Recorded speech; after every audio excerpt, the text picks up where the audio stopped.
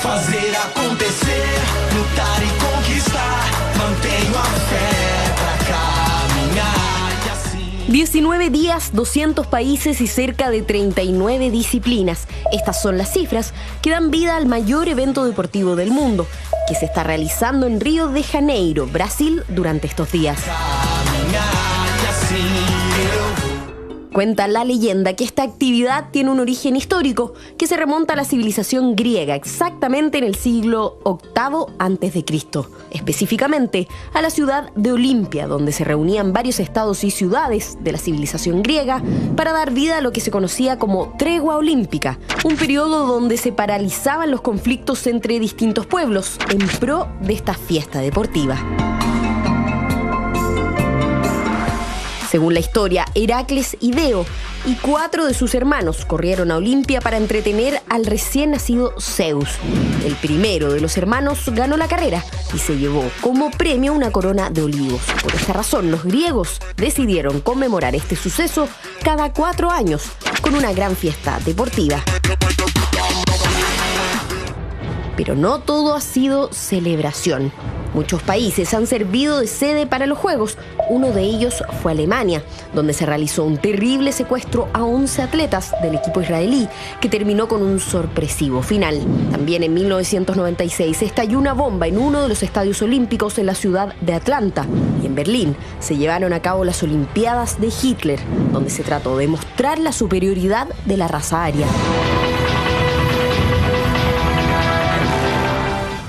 Conoce esta noche en Mentiras Verdaderas las apasionantes e inolvidables historias y misterios que rodean a los Juegos Olímpicos junto a Dr. Phil.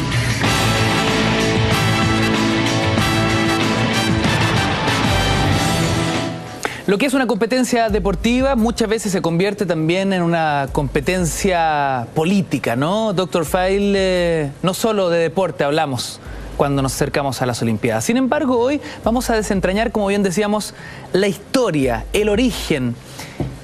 ¿Cuál fue justamente la primera piedra de lo que hoy conocemos como las Olimpiadas?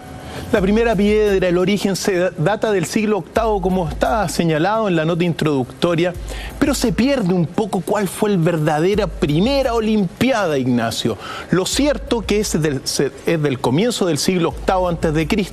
y que son fiestas que se realizan, fiestas atléticas, deportivas, que se realizan cada 4 años, durante un periodo que se llamaba la Tregua Olímpica o la Pax Olímpica, momento en el cual todas las ciudades-estado de Grecia dejaban de pelear y se juntaban para hacer estas competencias. Es tan importante el concepto de la tregua olímpica porque la tregua olímpica va a ser el origen de lo que después se va a llamar la tregua Dei o la Pax Romana también, que es la paz de Dios, que en el fondo va a derivar en todos los feriados actuales. Es decir, todos los feriados que hoy día tenemos, los santos, derivan en el fondo de este primer ejemplo de la Pax Olímpica o la Tregua Olímpica, donde se dejaba de pelear.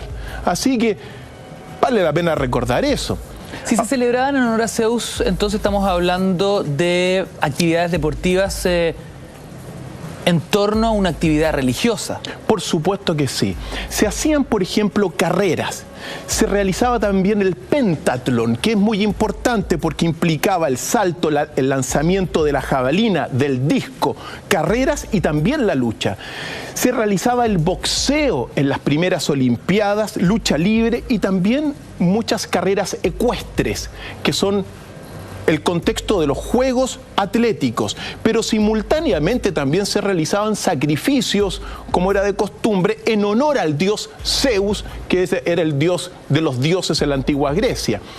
Estos sacrificios eran de animales frecuentemente y obviamente también se practicó más de alguna vez algún sacrificio humano en lo largo de todas las Olimpiadas en honor al dios Zeus. Y en este sentido, así como está digamos, la leyenda de que llegó digamos,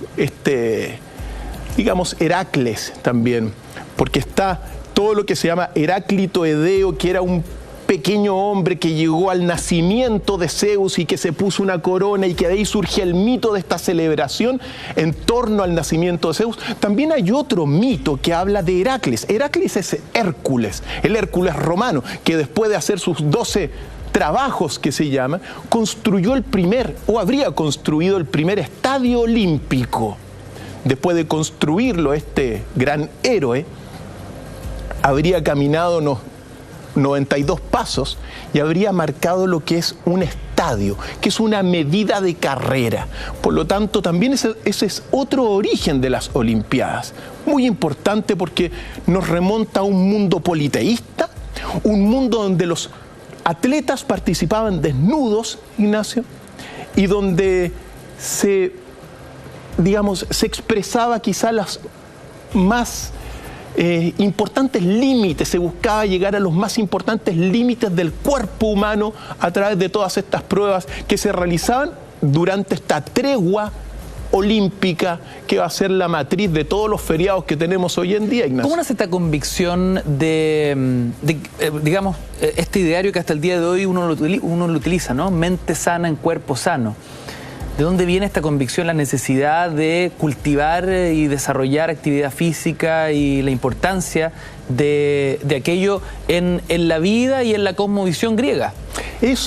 Ese mente sana en cuerpo sano, después se establece como norma, digamos, y como gran máxima filosófica en todo lo que es la Academia Filosófica Griega posterior a este año, hasta este siglo VIII antes de Cristo, pero que deriva evidentemente del espíritu olímpico original.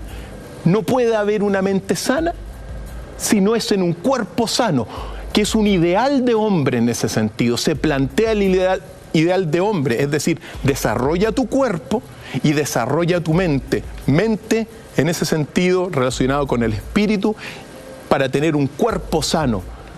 Por eso muchas veces se dice y se deriva a partir de eso que uno no puede tener una mente sana si tiene un cuerpo malo en ese sentido o que lo trata mal. Entonces, bueno, el gran ideal griego se establece en eso. Mente sana en cuerpo sano deriva después, pero tiene su origen muy posiblemente en estos juegos que desarrollaban este espíritu, un espíritu competitivo, donde lo importante es buscar mejores marcas, pero que el triunfo es secundario, Ignacio. ¿Cómo lo vamos a ir viendo?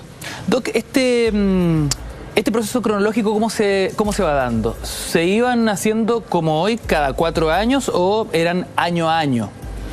Eso nos remonta, en el fondo, a la pregunta: ¿quién fue el primer campeón olímpico, Ignacio? Esa es una pregunta del millón. ¿Por qué?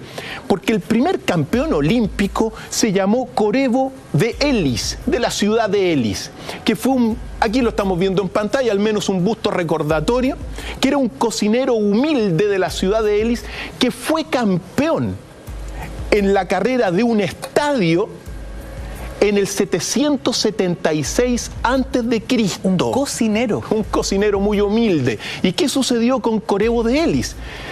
Los sacerdotes de la ciudad de Elis, al darse cuenta que había ganado en esta carrera de un estadio que son 192 metros, decidieron anotarlo e inscribirlo. Y desde ese minuto, desde ese año 776 a.C., con Corebo de Elis, que los campeones olímpicos y las Olimpiadas comenzaron a tener un registro. Por eso muchos dicen que el inicio de las Olimpiadas es precisamente ese año de 1700, o sea, del 776 a.C., pero en realidad las Olimpiadas se realizaban antes que el triunfo de Corebo de Elis. De hecho, cuando triunfó, se cuenta, lo exaltaron, y desde entonces muchos poemas griegos antiguos y también estatuas como la que vimos comenzaron a exaltar a estos grandes deportistas que de alguna forma, en el caso de Corebo de Elis, reflejaba todo lo que es la carrera rápida, 192 metros, pero también el espíritu de humildad, grandes modelos de hombres de la antigua Grecia, Ignacio. Así que para muchos, en el 776 es el inicio de las Olimpiadas, pero como les dije, antes ya se habían Doc, digamos, ocurrido otras. ¿Estos grandes hitos, estos grandes eventos congregaban solamente a los deportistas, competidores, o esto era un gran carrete, se movilizaban ciudades completas, esto era un evento social además? Pensemos que ya en el entre el siglo VI a V antes de Cristo, las Olimpiadas llegan a un gran esplendor. Y se cuenta, y al menos hay registros que señalan que, bueno, movían a muchísimas personas de diferentes partes en conflicto, porque eran ciudades-estados muchas en conflicto y en discusiones e incluso en batallas y en guerras. Pero durante ese tiempo... Tregua. Entonces, evidentemente, sacerdotes en los momentos más esplendorosos de estas Olimpiadas, los sacerdotes acompañaban a los competidores junto con políticos y guerreros de distintas ciudades. Entonces, realmente llegaron a ser, en torno a esta, digamos, en honor a Zeus, un evento que... Mira, quizá a las Olimpiadas actuales lo que le falta es elemento religioso, porque todo en aquel entonces era en torno, en honor al dios Zeus. Pero era, tenía esos dos ingredientes, tenía mucho y también permitían en su momento dado ver cómo estaban los mismos guerreros de cada ciudad. Entonces servía también para conversaciones políticas, treguas políticas. Era un momento de intercambio. Intercambio, pacto político también, acuerdos y sobre todo también el honor final de quién eran los campeones de las Olimpiadas, que van a ser, de alguna forma, como lo señalaba, grandes héroes en su momento dado. Ignacio. En esta primera etapa, Doc, ¿la tradición siempre se cumplió o estos mismos conflictos políticos, bélicos, generaban que las Olimpiadas a veces no se pudiesen llevar a cabo? Mira, después de este esplendor del siglo V, VI antes de Cristo, las Olimpiadas, como estos juegos atléticos, van a ir poco a poco decayendo en su práctica, pero siempre se iban realizando. En todo caso, llega un momento dado en torno con el emperador Teodosio I, que va a ser Teodosio el que va a dar fin a las Olimpiadas como juegos. Es dramática esa situación porque Teodosio de alguna forma va a ser, después de Constantino, en el 393, él va a determinar que se acaben los Juegos Olímpicos. Digamos, apoyado e instruido también en ese sentido por todo lo que fue San Ambrosio. Recordemos que Teodosio oficializó al cristianismo como la religión oficial del Imperio Romano. En consecuencia, toda fiesta que recordara a un mundo politeísta, como eran las Olimpiadas, fueron cerradas ese año 393 después de Cristo. Y Teodosio las acabó. A los pocos años después también, porque aparece Teodosio II, y Teodosio II en el 426 va a determinar incluso la destrucción de todos los templos griegos. ¿Por qué razón? Por ser paganos, por ser politeístas en este sentido, por venerar a dioses que no eran el dios del cristianismo. Entonces, muchos de los recuerdos que quedan, por ejemplo, de la ciudad Olimpia, que es donde se celebraron los primeros juegos, no quedó nada. Olimpia, tan importante porque también así se llama mi hija de 8 años, así que aprovecho de mandarle saludo a mi hija Olimpia, porque de ahí viene su nombre. Pero no quedó nada debido a a todo lo que fue el cristianismo ya oficializado como religión del Imperio Romano.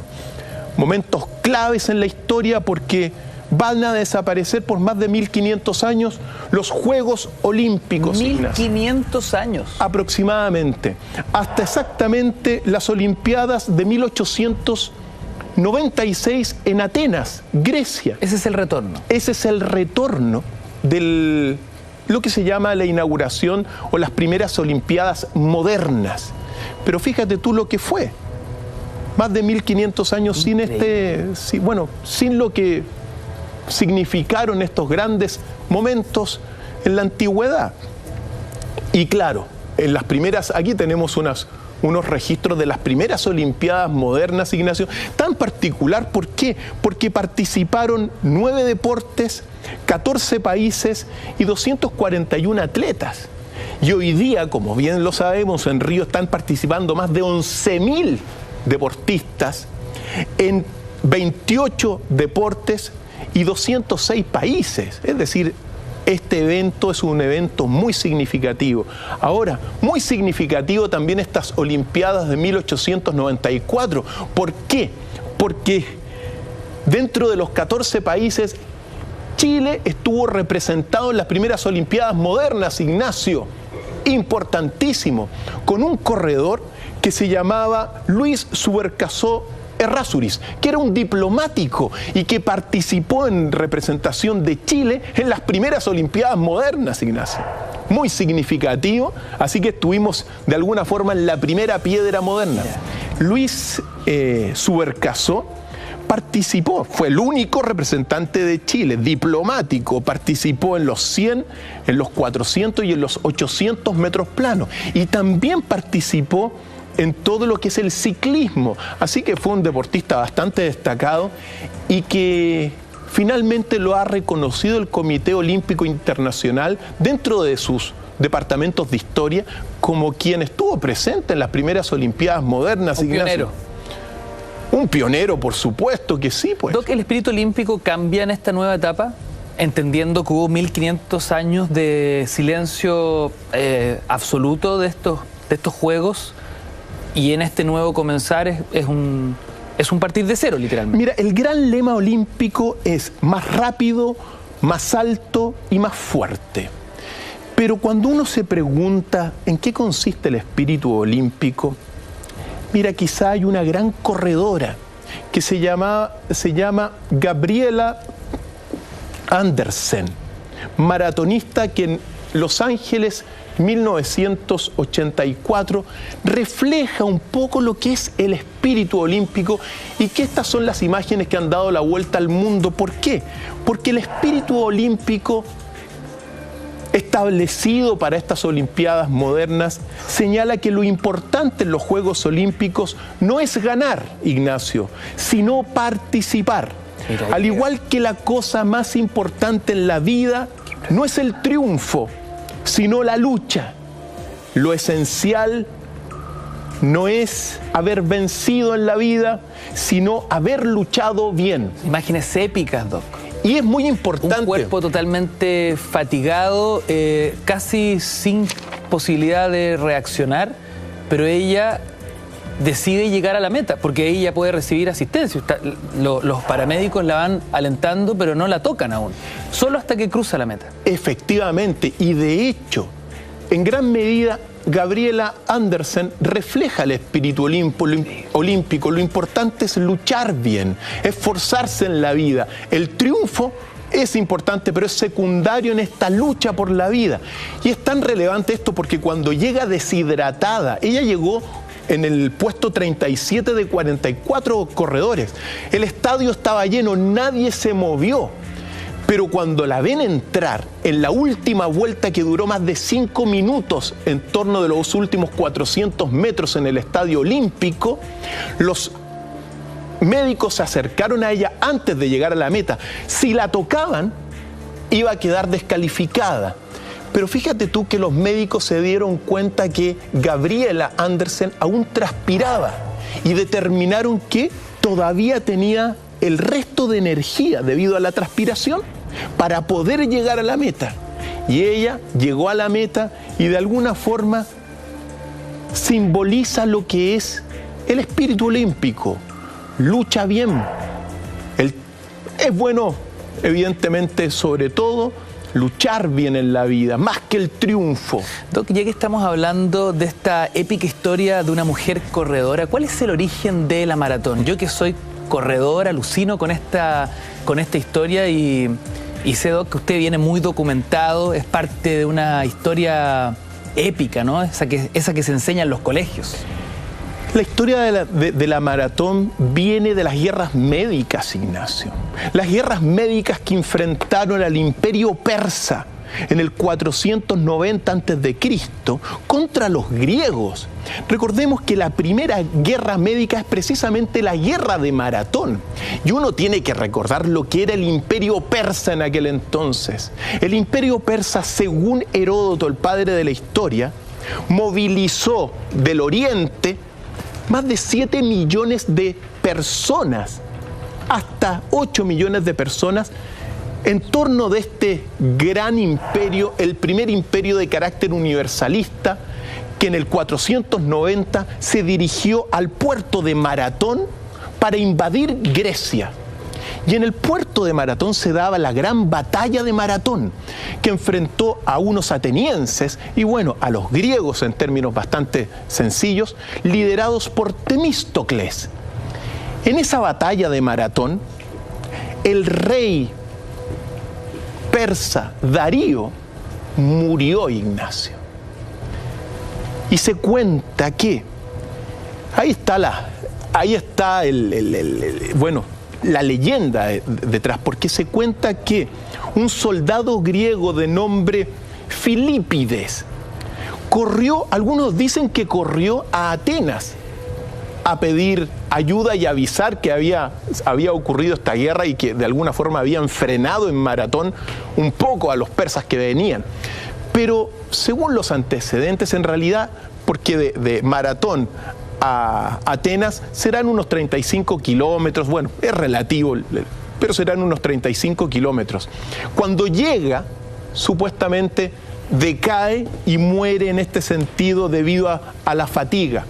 Pero también es cierto que en realidad es muy posible que no haya corrido Filípides hasta Atenas, sino que haya corrido hasta Esparta, Ignacio, en busca de ayuda, y que llegando a Esparta, Filípides es muy posible que haya muerto, dando origen a la leyenda y al origen de la carrera de la Maratón.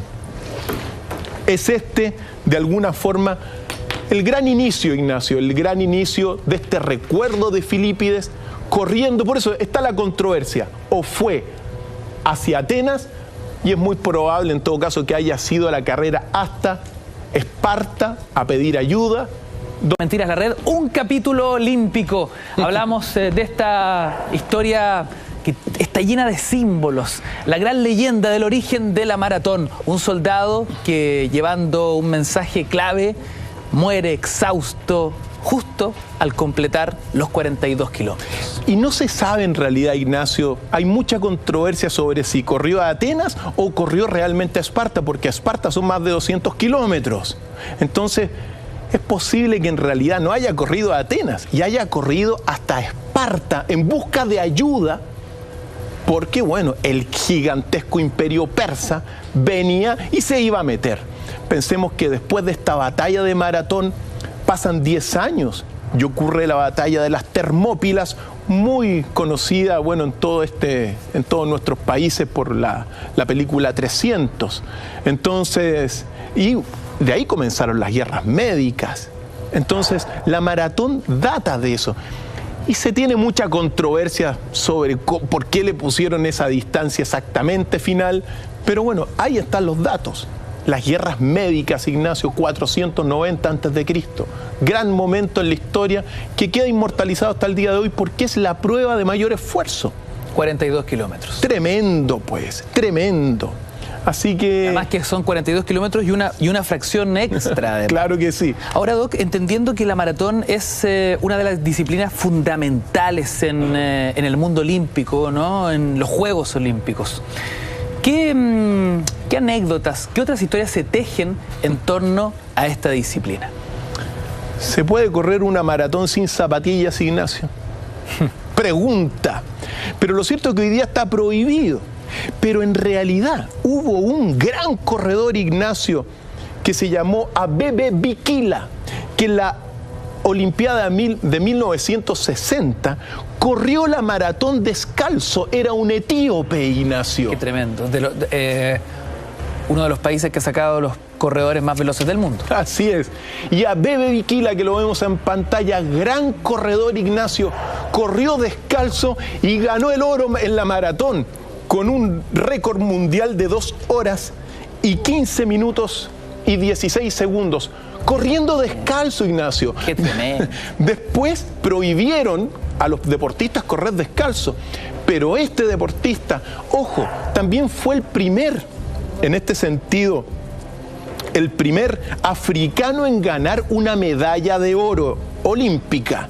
Muy significativo a Abebe Bikila, porque pasaron después los 4 años y en la Olimpiada de Tokio 1964 volvió a ganar oro, pero esta vez con zapatillas. No lo dejaron participar sin zapatillas. Son imágenes impresionantes, Doc. Bueno, de un tiempo a esta parte ha reflotado toda una tendencia en torno al abandono de la zapatilla o hacerla casi inexistente. De repente uno ve gente en la calle corriendo con unas zapatillas que la verdad son verdaderos calcetines, ¿no? Son calcetines técnicos para correr, inspirados incluso en tribus que son grandes corredores a pito de su supervivencia, ¿no? Y que corren descalzos grandes kilómetros y no se lesionan. Algunos más fundamentalistas dicen que la zapatilla es la que te termina lesionando. Y el ejemplo lo vemos en pantalla con Abebe Bikila, etíope, que bueno, han salido después de Abebe Bikila grandes maratonistas, grandes corredores de fondo. Mira, hay una anécdota muy importante porque le preguntan a Abebe Bikila cómo entrenaba. Y él decía que, bueno, allá en Etiopía, él solía perseguir durante horas prácticamente a los animales para cazarlos, a aves y a otros animales, a otros mamíferos, los perseguía. Entonces, como él resistía muchísimo tiempo, qué increíble, se iban agotando y no había animal que lo resistiese, bueno, el ritmo de Abebe Bikila. Él no competía con humanos, competía con animales. Así es, Doc, y así cuenta la historia. ¿Cuál es la razón por la cual este etíope termina corriendo competitivamente una maratón descalzo? La razón es muy simple. Él lo declaró más de alguna vez, porque para él era cómodo correr descalzo y que es más, porque le pasaron también zapatillas para ocuparlas en las Olimpiadas y dijo que no. ¿La rechazó? La rechazó, si toda la vida había corrido descalzo, Ignacio. Era un problema ponerse una zapatilla. Era un problema. Esto es increíble porque cualquier persona que corre jamás lo haría descalzo, ¿no? Sintiendo que podría dañar sus pies, lesionarse, en fin, y que la zapatilla tiene amortiguación, cierta comodidad y protección. Y claro, aquí hay una vuelta de tuerca completa frente al mismo asunto. Y reflejo también, bueno, de los límites del ser humano, de las capacidades del ser humano, de poder correr descalzo por cualquier superficie, porque es bastante duro, evidentemente.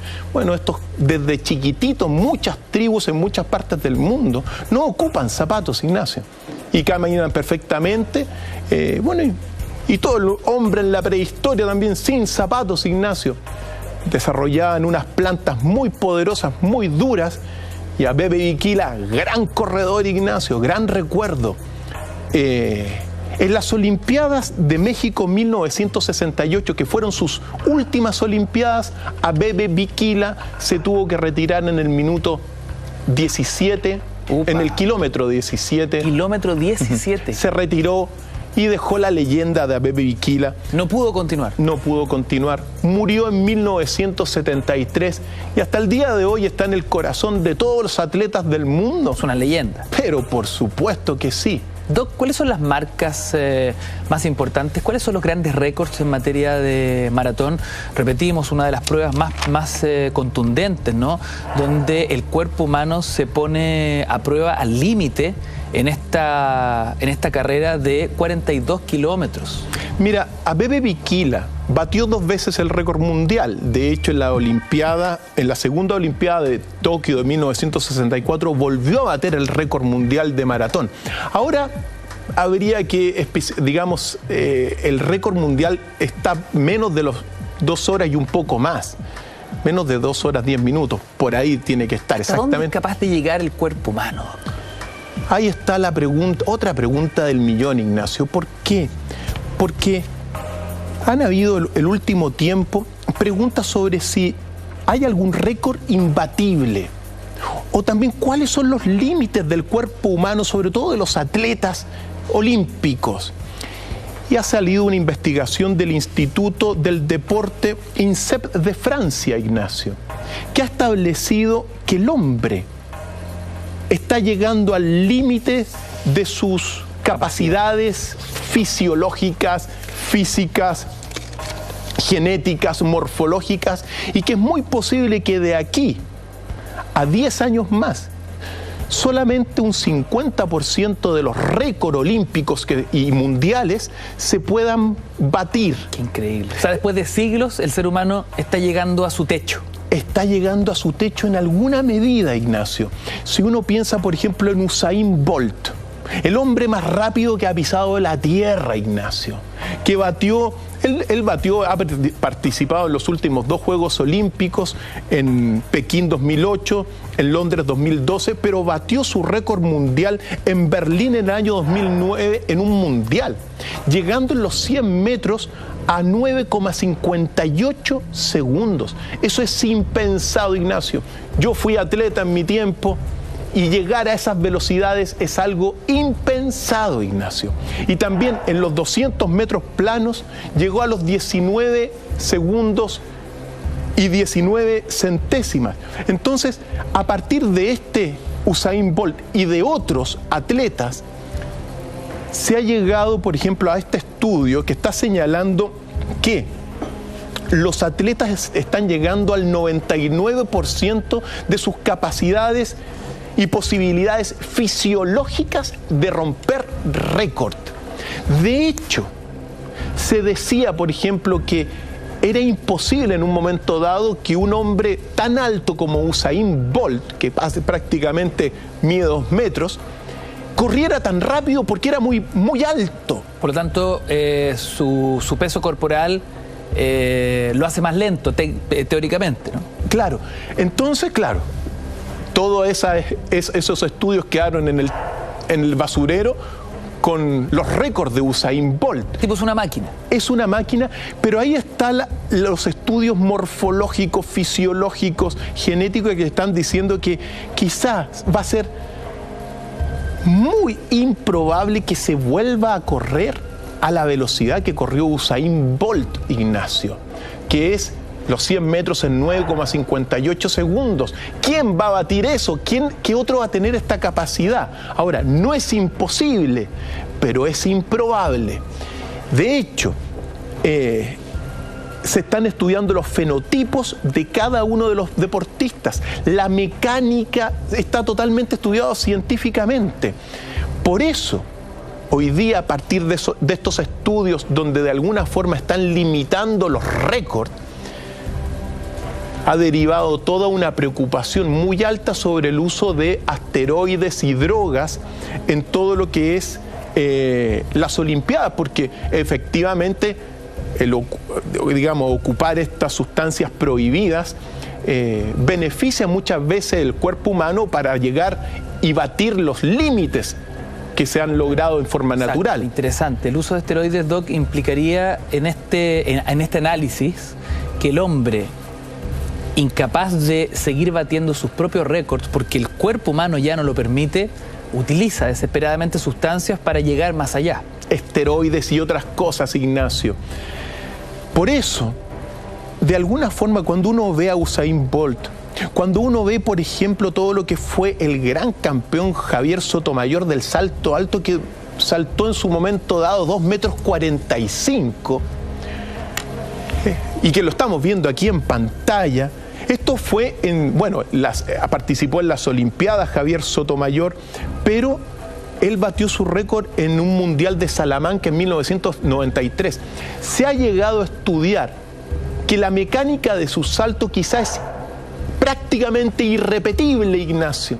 Un salto perfecto. Un salto perfecto, pero irrepetible. Es decir, quizás, mira, nadie puede cortarle la esperanza a ningún atleta, por nada del mundo, pero aparentemente, según estos datos del doctor y investigador Geoffrey Berthelot del Instituto de París del Deporte, INSEP, es muy posible que los récords que estamos viendo hoy en día quizás sean muy, muy difíciles de batir, Ignacio. Doc, y en Chile, o más bien la posición de Chile frente a los Juegos Olímpicos, ¿cuáles son nuestros récords? ¿Cuál fue nuestra primera medalla olímpica? Bueno, la primera medalla olímpica es inolvidable y eso nos remonta al lampino Manuel Plaza, Ignacio, que en Amberes 1928 logró la medalla de plata en el maratón con 2 horas y 33 minutos. Manuel Plaza, nacido en 1900, fallecido en 1969, fue la primera medalla olímpica de nuestro país. Es inolvidable porque también se cuenta, entre las anécdotas que hay detrás de esta maratón, Que se perdió, ¿no? que se perdió y que es posible, según se cuenta, que si no se hubiese desviado, Gana oro. hubiese ganado oro. Pero también después se ha llegado a la conclusión que Manuel Plaza nunca estuvo, digamos, adelante del que salió primero. Entonces, bueno, se cuenta esta leyenda porque se habría desviado, pero nunca había estado con la posibilidad de estar, digamos, llegar a la medalla de oro. Este hombre es un héroe deportivo de nuestro país, Ignacio, Manuel Plaza. La gran historia de los Juegos Olímpicos. Estamos en un mes olímpico, estamos celebrando Río 2016, pero es fundamental para saborear y entender el presente, Doc, conocer las claves de la historia, las claves del pasado. Estábamos en la emblemática y épica historia de Manuel Plaza, nuestra primera medalla olímpica. Abanderado también en el Juego de París de 1924 y como Amberes 1928, abanderado de Chile. ¿Por qué? Porque Manuel Plaza fue un dominador de todas las pruebas largas durante la década de los 20 en todo Sudamérica y en Iberoamérica. Así que fue muy importante este gran corredor. Y en el caso de las mujeres, Doc, ¿cuál fue la primera medalla olímpica chilena, ¿no? que nos haya llenado de orgullo y todo lo que implica, ¿no? Una mujer llegar al podio. Primera y única, Ignacio. Primera y única. Primera y única, y es evidentemente la grande y nuestra Marlene Arens, una lanzadora de jabalina que en Melbourne 1956 logró la única medalla femenina que tiene el deporte chileno, con un lanzamiento de 50 metros y 38 centímetros. Mira. Medalla de plata. Mira, portada de la revista Estadio ahí, tremenda. Ídola. Por supuesto, una gran deportista. Yo en mi tiempo lanzaba la jabalina y en el colegio, así que uno siempre tiene a ella como un gran referente. Madre de una destacadísima periodista que se llama Karin Ebensberger también, Ignacio. Pues bien, ella es la única medalla que ha tenido Chile en el ámbito femenino. Esto hay que destacarlo, pero al mismo tiempo recordar que nuestro país requiere mucho apoyo para el deporte, Ignacio. No puede ser que, piensa tú, de 1956 no haya habido otra medalla femenina. Entonces, ¿por qué uno tiene que decir eso? Porque hay que apoyar el deporte y hay que sacar la corrupción del deporte, porque acuérdate todo lo que ha sido Chile Deportes, la corrupción del deporte de las federaciones, que se ha pasado tanto dinero para no apoyar a los deportistas. Y finalmente sabemos que los triunfos siempre se trata de sacrificios personales y familiares, más que el apoyo de un país, de una federación, en fin. Cosa que tiene que cambiar, Ignacio. El país entero, privados, públicos, hay que apoyar el deporte. Marlene Arens, en todo caso, después también se dedicó al tenis, Ignacio, fue bastante destacada, y también practicó equitación. Imparable.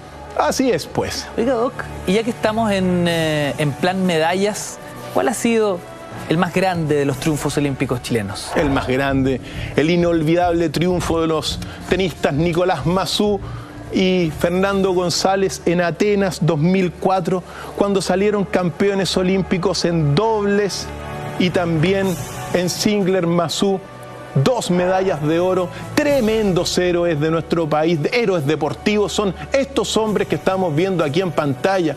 Los partidos fueron épicos, Ignacio, realmente dignos de una final olímpica. Estuvieron con 4 match ball en el cuarto set en contra y después terminaron dando vuelta al partido y ganando, Ignacio. Imagínate cómo estaban los alemanes Nicolas Kiefer y Rainer Schüttler. Se querían morir después de eso. Qué bonito. Ahí estuvimos pegados al televisor durante horas, Doc. Grandísimos deportistas. No la podíamos creer. grandísimos, Ignacio. Y digamos, no hay palabras para destacar a estos grandes ejemplos de nuestro país, que son estos grandes, grandísimos tenistas que nos deleitaron durante mucho tiempo y que nos entregaron las únicas medallas de oro que tiene Chile en las Olimpiadas, Ignacio. Nicolás Massú y también Fernando González, grandes personas, grandes deportistas, Ignacio. Doc, en ese contexto, ¿quién sería el deportista chileno con más medallas olímpicas? Fernando González, porque Fernando González recuerda que en Atenas 2004 ganó el oro y ganó el bronce en tenis. Pero después, en Pekín 2008, ganó la plata perdiendo con Rafael Nadal en la final, en 3 sets. Entonces, el personaje, digamos, el deportista que más medallas tiene es Fernando González. Ahora las tiene las 3, oro, plata y bronce. Y ahí saca ventaja siendo el deportista con más medallas. Efectivamente. O sea, en materia olímpica, Fernando González es el número 1. Mira todos los que tienen, o sea, en materia olímpica el que tiene, digamos, el que tiene chileno que tiene más medallas es Fernando González. Pero Nicolás Massú insuperable también. ¿Cuántas medallas ha tenido Chile en total? 13 medallas. ¿En su historia? Ignacio. 13 medallas. 13 medallas. Eso han sido lo que tiene Chile en la historia de las Olimpiadas modernas. Y es bueno recordar algunos nombres, Ignacio, para que la gente no se olvide. Como son poquitas, además, son historias épicas todas. Importantísimo todo lo que fue Helsinki 1952, todo el equipo de equitación, porque Oscar Christie ganó plata en el salto en equitación y por equipos, junto con Ricardo Echeverría y César Mendoza, también ganaron plata, muy importantes. También en Melbourne 1956, ese año de 1956, Chile envió un gran equipo de boxeo, Ignacio. ¿Dónde están los boxeadores hoy en día? Hay que apoyar a los boxeadores, evidentemente. Pero en 1956, bronce Claudio Barrientos en 54 kilos, Carlos Luces en 81 kilos, bronce, y Ramón Tapia, plata en los 75 kilos. No hay que olvidar también todo lo que fue la medalla en Seúl 1988 del tiro skeet de Alfonso de Iruarrizaga, y por supuesto la selección chilena ganando con Zamorano, también estaba en ese equipo en Sydney 2000, que también ganaron bronce. Un bronce olímpico para el fútbol. Un bronce olímpico, y quizá la marca del inicio de grandes triunfos que afortunadamente lo hemos visto ahora en esta generación, porque la primera gran estrella en este sentido, gran estrella, fue Zamorano, Ignacio. Doc, hace algunos minutos hablábamos que algunos estudiosos indican que el ser humano está llegando al límite de sus capacidades físicas, que es muy difícil seguir batiendo récords en un tiempo más. Eso algunos podrán utilizarlo como una excusa para el doping, ¿no? Para el dopaje. Sin embargo, es una práctica antideportiva, es un ejercicio tramposo y que ha significado tremendos escándalos, ¿no?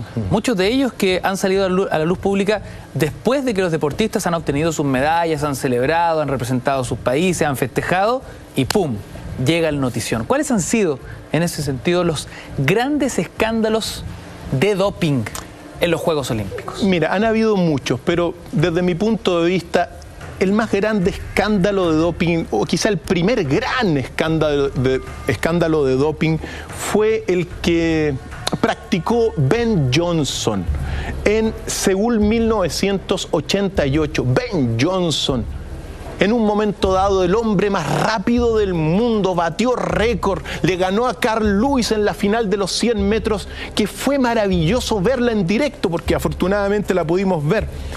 Y bajó el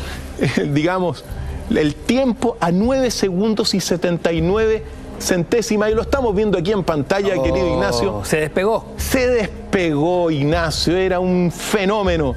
Carl Lewis, el gran rival que tuvo Ben Johnson en aquellas Olimpiadas y más allá también, llegó con 9 segundos y 92 centésimas. no podía creer el triunfo de Ben Johnson.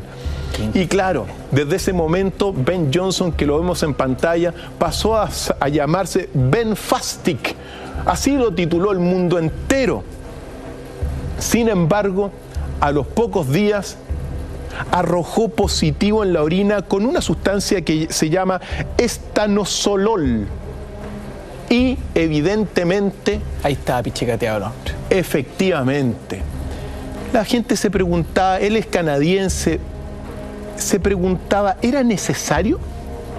Porque era rapidísimo. Había roto los récords mundiales en 50 metros planos. Era una bala así. Pero la pregunta es, ¿era necesario? El tipo jugó un full, tiró en el casino su carrera, básicamente. Le quitaron, al azar su carrera. Evidentemente le quitaron el oro, se lo pasaron a Carl Lewis, gran deportista estadounidense de todos los tiempos. Le quitaron los premios, perdió muchísimos auspicios y suspendido 2 años por el doping que estamos viendo en pantalla. Y la vergüenza pública de un acto totalmente antideportivo. Así es. Ahora, eso fue en 1988. En 1991 retornó a las pistas. Ya. Y tuvo algunos triunfos menores, nunca logró despegarse, pero lamentablemente en 1993 arrojó nuevamente un doping positivo Ben Johnson. ¿Cuál será el nivel de presión psicológico al que se someten estos atletas de alto rendimiento, Doc, que no solo entrenan para llegar al límite de sus capacidades, sino que además recurren a sustancias para dar un poco más? Eso va en contra del espíritu olímpico, Ignacio. Lo importante en el espíritu olímpico es luchar. El triunfo es secundario, Ignacio. Entonces, cuando tú pones el triunfo a costa de cualquier cosa, el fin en el triunfo doping va en contra del espíritu deportivo y el espíritu olímpico para afuera. En aquel momento, evidentemente, Ben Johnson fue suspendido de por vida del atletismo en 1993 y bueno, y quedó en la memoria como un hombre rapidísimo que de alguna forma fue mal asesorado, Ignacio, porque que un atleta de estas condiciones físicas, y Ben Johnson era un tremendo músculo gigantesco con una potencia natural, fue mal asesorado, Ignacio. Por eso uno nunca tiene que estigmatizarlos para siempre, que nos sirva de ejemplo, porque incluso en 1997 Ben Johnson fue entrenador personal de Maradona. Entonces, bueno, se ha desarrollado su carrera así. Qué dupla esa. Qué dupla esa, pero uno no los tiene que estigmatizar, sino que tiene que aprender. Eso fue un escándalo de doping que desde mi punto de vista ha trascendido. Pero también hay un segundo escándalo de doping que es también preocupante, Ignacio, y que está afectando hoy día a la Federación Rusa, bueno, olímpica en general, porque muchos atletas olímpicos... Estamos hablando de un escándalo ahora, hoy día, en Río, 2016. Sí, es muy preocupante porque se determinó en una investigación que comenzó en el año 2014, se determinó que muchísimos atletas rusos practicaron el doping, pero apoyados por el mismo gobierno ruso, Ignacio. Entonces era una política de dopaje para llevar los límites del ser humano más allá y triunfar, pues si la competencia entre las grandes potencias deportivas es tremenda, todos quieren ganar. No hay que olvidarse que lo importante es competir, eso sí, pero lo que está hoy día viviendo Río sin los atletas rusos es dramático y se determinó sacar a los atletas rusos, Ignacio, porque han sido apoyados por todo, en este sentido, por todo el gobierno, todo el sistema. Va eso en contra del mismo espíritu deportivo. Pero también está precisamente la pregunta. El ser humano está llegando a sus límites fisiológicos, Ignacio. ¿Cómo llevo más allá estos límites? Y muchos están incurriendo en estas malas prácticas que van en contra del espíritu olímpico, Ignacio. Doc, hemos hablado de malas prácticas como la del doping, ¿no? Y situaciones escandalosas también en torno a actos terroristas. ¿Qué podemos contarle a nuestros amigos en casa? Entendiendo que los Juegos Olímpicos aglutinan a una enorme cantidad de espectadores frente a sus televisores en todo el mundo. Medios de comunicación, todo lo que sucede ahí se amplifica globalmente, además de toda la gente que físicamente acude a celebrar cada una de las competencias. Uno no puede olvidar en este sentido lo que ocurrió en Atlanta 1996, donde en una fiesta deportiva olímpica un terrorista puso una bomba, mató a 2 personas e hirió a 110 personas. Primer caso muy relevante que afectó a esas Olimpiadas de 1996.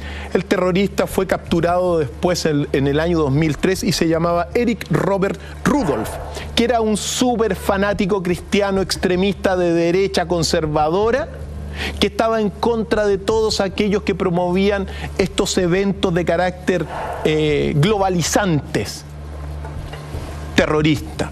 Y también uno no tiene que olvidar lo que fue la masacre de Múnich de 1972, donde una célula de 8 terroristas de Septiembre Negro, que era una célula en este sentido árabe, que buscaba toda la liberación de más de 200 prisioneros árabes que estaban en las cárceles israelíes, tomó prisionero a 11 y de rehenes a 11 integrantes del equipo de Israel, que terminaron muertos, Ignacio, en todo este evento bastante lamentable. Las negociaciones que ocurrieron en aquel entonces, en 1972, no llegaron a buen término, y justo en el momento en que se estaban trasladando a un helicóptero, bueno, una balacera infernal acabó con la vida de toda esta parte del equipo de Israel, y también de 5 terroristas, Ignacio. 3 terroristas de este Septiembre Negro sobrevivieron. Pero lo sorprendente de este episodio, Ignacio, es que 3 de estos secuestradores después fueron liberados. 53 días después fueron liberados tras un secuestro de un avión Lufthansa. Esto detonó una importantísima operación del servicio secreto de Israel, que es el Mossad, que se llamó la Operación Primavera de Juventud, o también la Cólera de Dios. ¿Por qué? Porque después se liberan a estos secuestradores de Septiembre Negro árabes, pero después el servicio secreto de Israel comenzó a eliminar a todos los que habían participado directa e indirectamente en la masacre de Múnich de 1972, como venganza, Ignacio. Actos de terrorismo que hay que olvidar, porque en aquel Múnich 1972 la seguridad, Alemania quería mostrar que era otro país y no tuvo las medidas adecuadas de cuidado y de protección. Los secuestradores saltaban las rejas a la Villa Olímpica, y de hecho los mismos atletas saltaban la reja para salir a darse una vuelta en la noche y volvían saltándose la reja. Desde entonces la seguridad hoy día es muy importante. De hecho, Río se ha transformado hoy día en una ciudad policial, y todos los eventos posteriores sobre todo se han transformado, o sea, convocan a toda la policía, al ejército, para que la ciudad anfitriona sea bien protegida, Ignacio. Momentos que hay que olvidar, aprender, pero olvidar estos momentos terroristas. Pero está claro que el fantasma del terrorismo siempre ronda los Juegos Olímpicos. Sobre todo hoy en día, Ignacio, sobre todo. Esperemos que no pase nada, ¿no? ¿Verdad? Así es la historia, Ignacio. Así es la historia. Oiga, Doc, ¿quién fue la llamada locomotora humana? La locomotora humana inolvidable, Ignacio, se llama Emil Zatopek, que es un checo que ganó no solamente los 5.000 y los 10.000 metros planos, sino que también la maratón de Helsinki 1952. Qué increíble. Emil Zatopek es muy característico porque muestra en su ritmo mucha fuerza, resistencia y también firmeza del ritmo, que lo estamos viendo en pantalla, Ignacio. De ahí surge de Emil Zatopek la gran leyenda de la locomotora humana. Él inmortalizó unas palabras que dicen: si quieres correr, corre una milla. Si quieres cambiar tu vida, corre la maratón. ¿Has corrido la maratón, Ignacio? Nunca, Doc. Ya, vamos a esperar, por Nunca, favor, Doc. Ignacio. Aún espero por cambiar mi vida. Sí, pues, lo dijo Emil Zatopek. Medalla de oro en todas las pruebas largas. Gigante checo. ¿Qué pasó con Emil Zatopek? Es la pregunta también con su vida. Tan pronto ganó, fue ascendido a coronel de ejército, pero se le ocurrió apoyar todo lo que fue, después de haber triunfado, todo lo que fue la primavera de Praga en 1968.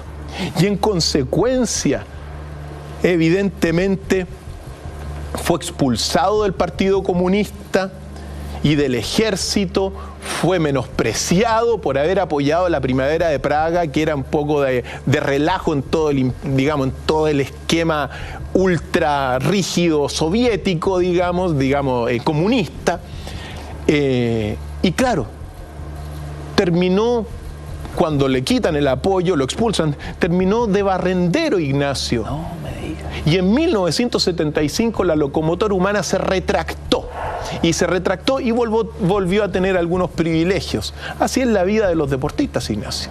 Es increíble lo que plantea este corredor, ¿no? Porque más allá de la poética de su palabra, efectivamente cuando uno habla con maratonistas, esta es una prueba física, pero también es una prueba mental. Es decir, si tu cabeza no está preparada para ese tremendo desafío de más de 40 kilómetros, tu cuerpo no va a responder. Ignacio, tienes razón, pero todas las pruebas son mentales y físicas, mente sana en cuerpo sano. Es muy importante estar concentrado en cada disciplina, en el levantamiento de pesas, en la jabalina para la técnica, en la natación. Ayer mismo Christel Köbrich decía: me falló un poco la concentración. Así de simple. En ese sentido, Doc, ¿cuál fue la primera gimnasta en alcanzar la perfección, literalmente la perfección? Inolvidable, Ignacio, la Nadia Comaneci, en todo lo que fue las Olimpiadas de Montreal 1976. Hasta esas Olimpiadas, Ignacio, el puntaje máximo en todo lo que era esta gimnasia era de 9,95 puntos. Y gracias a este espectáculo que estamos viendo en pantalla en nuestros archivos, Ignacio, Nadia Comaneci obtuvo, después de un diálogo final de los jueces, la puntuación máxima de 10 puntos. No fue en piso nomás, sino que en otros ejercicios también logró 10 puntos. Y se transformó en la primera gimnasta perfecta de la historia de todos los Juegos Olímpicos. Fantástico, Ignacio. ¿Por qué? Porque tan pronto esta rumana, nacida en 1961, y que logra, estas son imágenes de cuando ella tenía 14 años, que fue cuando ganó el oro, y fue unas ejecuciones perfectas. Ella después llegó a su país, Rumania, le dieron coche, le dieron casa, y evidentemente la apoyaron económicamente mucho porque trascendió el mundo entero. Nadia Comaneci es una figura mundial en ese sentido. En momentos que Nicolás Ceausescu, el dictador rumano, regía el país, Ignacio. Doc, ¿y la final olímpica más apasionante? ¿La que podríamos calificar como tal? Mira, hay una que es muy polémica, que la hemos seleccionado, Ignacio, que es la final del básquetbol entre la Unión Soviética y Estados Unidos en München 1972 o Múnich 1972. Años convulsionados, años de Guerra Fría. Tremendos años. ¿Por qué? Porque faltando 3 segundos, Estados Unidos ganaba 50-49. Estaban ahí, pisándose los talones. Pero faltaban 3 segundos. Y se cumplen los 3 segundos y Estados Unidos ganó en un primer momento. Pero, al parecer, hubo una invasión de algunos jugadores a la cancha. ¿Ya? Y el secretario general de las Olimpiadas que estaba viendo esto... Los amonestas. Dice que se tienen que repetir los últimos 3 segundos por esta invasión aparente. ¿Y qué es lo que sucedió en los 3 segundos? Bueno, los soviéticos lanzan un pase de lado a lado, lo agarran, ¡pum!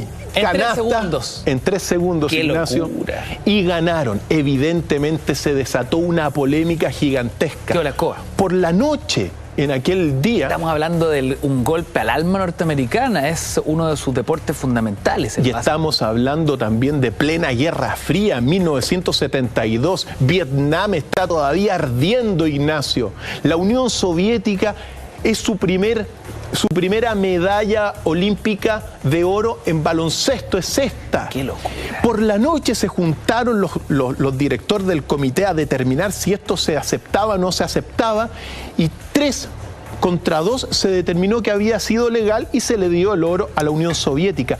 Pues lo que sucedió fue que el equipo de baloncesto estadounidense no aceptó la medalla de plata, Ignacio. Y las medallas de plata del equipo estadounidense hoy día se guardan en una caja fuerte en Suiza. ¡Qué increíble! Nunca la aceptaron, Ignacio. El tremendo valor histórico de esas medallas. Y que van a quedar ahí porque uno tiene que recordar que las medallas de oro actuales antes eran de oro puro, ahora son enchapadas en oro, o sea, tienen un valor, pero decidieron no aceptarlas. Por eso, uno se pregunta si realmente ahí hubo mano negra. Hubo mano negra o también son malos perdedores. Por eso te digo, pero no aceptar una medalla, o hay algunos deportistas que tiran Mourinho una vez le tiró el segundo puesto. Eso es una vergüenza, Ignacio. Pero entendemos que en ese partido de básquet había mucho más que un simple juego deportivo. Era un símbolo, Ignacio. El símbolo precisamente de la Guerra Fría llevado a la cancha de básquetbol. Doc, ¿ha existido racismo en las Olimpiadas? Sí, Ignacio. Ha existido racismo, y aquí tenemos que pasar por el mayor escándalo racista que ocurrió en las Olimpiadas de San Luis en 1904, que fueron las terceras Olimpiadas modernas y que se realizó en San Luis, Estados Unidos, porque ahí se dieron simultáneamente a los Juegos Olímpicos, ocurrieron lo que se llaman los Juegos Antropológicos, Ignacio, liderados evidentemente por por el Comité Olímpico de Estados Unidos, pero por personas que lo que buscaban era mostrar que los anglosajones, en este caso estadounidenses, eran muy superiores a nivel físico y moral que los negros, que los africanos negros, que los indios, sioux, que los moros, que muchas tribus, que incluso los sirios y que incluso los patagones participaron, tomaron a estas etnias y a estos pueblos y a estos países y los hicieron participar en 2 días de los Juegos Antropológicos para burlarse de ello y demostrar que supuestamente, según estos anglosajones estadounidenses, la raza blanca era superior a todas estas otras razas. ¡Qué locura! Durante el primer día lo hicieron, tomaron a estos hombres y deportistas de estas etnias. A competidores calificados como infrahumanos, digamos. Por supuesto que sí. Es todo lo que se llama el darwinismo social llevado a las Olimpiadas. El primer día los hicieron participar en competencias, por ejemplo, lanzar el disco, que nunca lo habían hecho, y se burlaban. Y el segundo día ya los hicieron competir en actividades y en eventos donde ellos dominaban. O sea, lo hacían lanzar la flecha, subir un árbol más rápido, y se burlaron de ellos pretendiendo demostrar que en realidad la raza blanca era superior a todo el resto de razas. Escándalo mundial estos Juegos Antropológicos de 1904. Un Estados Unidos, recordemos, con todo el Ku Klux Klan vivo aún ahí y con mucha fuerza. Racismo. Sin embargo, en esas mismas Olimpiadas, un negro fue el primer negro en obtener una medalla en las Olimpiadas, originales. Estos son los Juegos Antropológicos, una vergüenza racista, Ignacio, sin lugar a dudas reprochable, pero que nos remonta a esta burla. ¿Por qué? Porque después uno de los organizadores de las Olimpiadas modernas dijo que todas estas personas que estaban, digamos, participando en las Olimpiadas antropológicas, lo único que tenían que hacer era comenzar a competir en las otras disciplinas y demostrar que tienen las mismas capacidades que los anglosajones, caucásicos, cosa que se cumplió. Eso fue profético, pues. Doc, hablando de casos vergonzosos de racismo, ¿qué sucedió en México el año 1968? Ahí fue todo. Pensemos, México, eso fue en octubre de 1968, donde dos atletas estadounidenses, Tommy Smith y John Carlos, ganaron el oro y el bronce en los 200 metros planos. Eran de raza negra, 1968. Recordemos que en abril de ese 1968, Martin Luther King había sido asesinado, Ignacio. Grandes defensores de los derechos de los afroamericanos, de los negros, y fueron asesinados. ¿Qué es lo que hicieron ellos? Bueno, cuando fueron a tomar sus premios, se pusieron un guante negro cada uno en una mano y levantaron la mano negra, digamos, lo que se llama el poder negro hacia arriba. El Black Power, puño en alto. Puño en alto, cabeza abajo, demostrando, bueno, que tenían que, defender los derechos de los negros simplemente, pues, Ignacio. Grandes campeones, pero después de eso fueron perseguidos por los Estados Unidos. Mira, se burlaron de ellos, los amenazaron de muerte incluso, debido a este acto en defensa de los derechos de los negros en Estados Unidos y evidentemente recordando a Martin Luther King. Pues bien, pasó el tiempo, resistieron esta debacle, digamos, esta tormenta contra ellos, resistieron, se transformaron en grandes, digamos, jugadores de fútbol americano y ya con el paso del tiempo han sido reconocidos en Estados Unidos como grandes ejemplos deportistas y grandes ejemplos también de todo lo que es el respeto por todas las culturas y civilizaciones de la Tierra. Estamos hablando del año 1968, época en que desde los medios de comunicación uno puede revisar la historia, ¿no? En la misma televisión americana, el afroamericano aparecía siempre conectado con el narcotráfico, la prostitución, la delincuencia. Los medios de comunicación eran altamente racistas por quienes los dominaban, ¿no? De esa forma uno recién empieza a ver en la década de los 70 cómo la contracultura afroamericana empieza a aparecer desde las calles, desde la música, desde el sonido soul, por ejemplo. Esto yo creo que es un antecedente fundamental, reivindicatorio, más allá de todas las causas estrictamente sociales y políticas. Doc, pero cuando hablamos de racismo, o más que eso, utilizar las Olimpiadas como una gran excusa para poner en el tapete una supuesta raza superior, ¿cómo fueron las llamadas Olimpiadas de Hitler? Las Olimpiadas de Berlín 1936, organizadas y dirigidas sobre todo por Joseph Goebbels, muy importante. El hombre de la propaganda nazi. Tú lo dijiste. Y mira, recordemos que la historia ha sido escrita por los triunfadores y se ha querido mostrar, bueno, toda esta supuesta organización en pro de lo que tú decías, de mostrar la supremacía de la raza aria nazi en su momento dado. Pues bien, en aquel momento apareció en escena un gigante deportista, quizá el deportista de las Olimpiadas más reconocido de todos, que se llama Jesse Owens, Ignacio.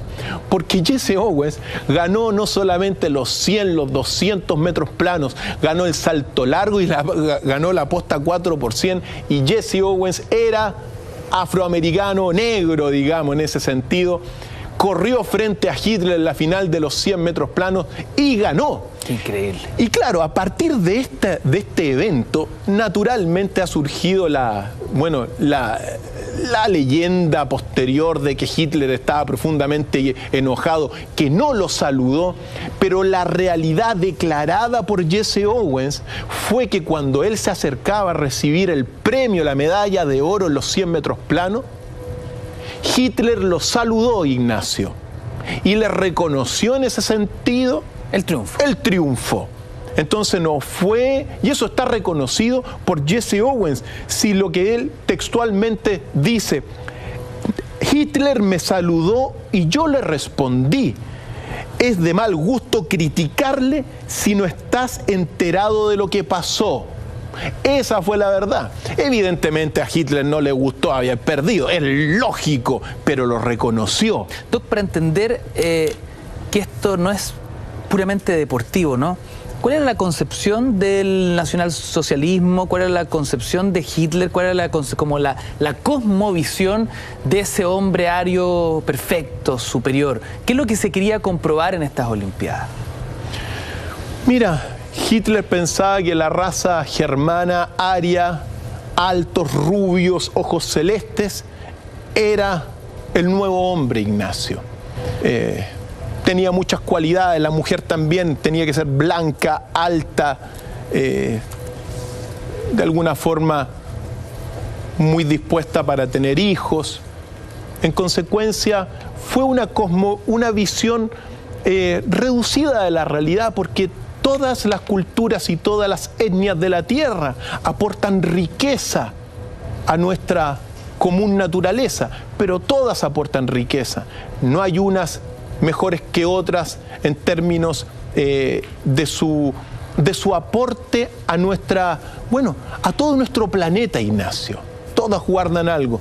En aquel entonces, de alguna forma, fue así. Y bueno, Jesse Owens le demostró a Hitler que los afroamericanos y otra raza totalmente distinta son poderosísimos en ese sentido, rapidísimos, Ignacio, eso ha quedado claro. Doc, ¿y quién es el atleta más premiado en la historia de las Olimpiadas? Bueno, Michael Phelps, que está participando ahora en sus probablemente últimas Olimpiadas. Ya para este minuto, Michael Phelps es muy posible que haya obtenido, lleva ya 25 medallas, el atleta más laureado de la historia. Es una leyenda viva. 21 medallas de oro, Ignacio. Una leyenda viva participando en estos minutos en sus últimas pruebas de natación estadounidense. Le llaman el tiburón. 25 medallas, Ignacio. Gigantesco. Increíble, gigantesco. ¿Cuál es, yo me pregunto, cuál es la alimentación que un deportista de elite, ¿no? Un deportista de alto rendimiento como un nadador requiere para llevar su cuerpo al límite, al límite de sus capacidades? Mira, las alimentaciones son todas muy sanas en ese sentido. Ahora, Michael Phelps lleva un entrenamiento, si tú vieses los entrenamientos, Ignacio, de Michael Phelps, son impresionantes, Ignacio. Cómo se mete en el agua, los ejercicios que hace de contorsiones dentro del agua, con la resistencia del agua. En todo caso, son deportistas que están llevados por equipos, que no solamente les van a ver su alimentación, sino que también su parte psicológica. Ahora Michael Phelps ha sido muy normal, ha sido bastante desordenado, también lo han tomado detenido un poquito por aquí, por allá, por andar manejando, digamos, no en una condición muy saludable, pero es el deportista que más medallas lleva hasta este minuto. Eso es un dato concreto. Concreto, Ignacio. Doc, para ir terminando este tema, ¿qué podríamos calificar como el gran ejemplo olímpico? El gran hito para quedarnos con un sabor amable frente a todo lo que hemos discutido, todo lo que hemos conversado históricamente en esta reconstrucción de los Juegos Olímpicos. Eso nos lleva a Berlín 1936, cuando Jesse Owens está peleando el salto largo con un alemán que se llama Carl Lutz Long. Muy importante porque era, claro, el afroamericano con el nazi, con el nazista ario disputando. Pues este hombre, Carl Long, le dijo a Jesse Owens: mira, estás haciendo nulo los saltos, retrocede un poco y va a saltar. Pues bien, saltó, ganó Jesse Owens, pero el gran ejemplo, Ignacio, para terminar este episodio, es que cuando recibieron la medalla, de primer lugar Jesse Owens y Luz Long de segundo lugar, ellos bajaron y dieron la vuelta olímpica de la mano, Ignacio, frente a todo el mundo, es decir, Estados Unidos junto a la Alemania nazi, ejemplificado en estos atletas, corriendo la vuelta olímpica juntos de la mano, Ignacio. Gran ejemplo para el futuro. Uno puede competir en estas Olimpiadas, en el deporte, con muchísima nobleza y ahorrarse todos los conflictos. El ejemplo que hicieron estos dos, Jesse Owens y Luz Long, es quizá uno de los más importantes para todo el recuerdo de todos los amigos que llevan las Olimpiadas en el corazón. Es bueno competir con nobleza y el triunfo secundario, luchar bien, Ignacio.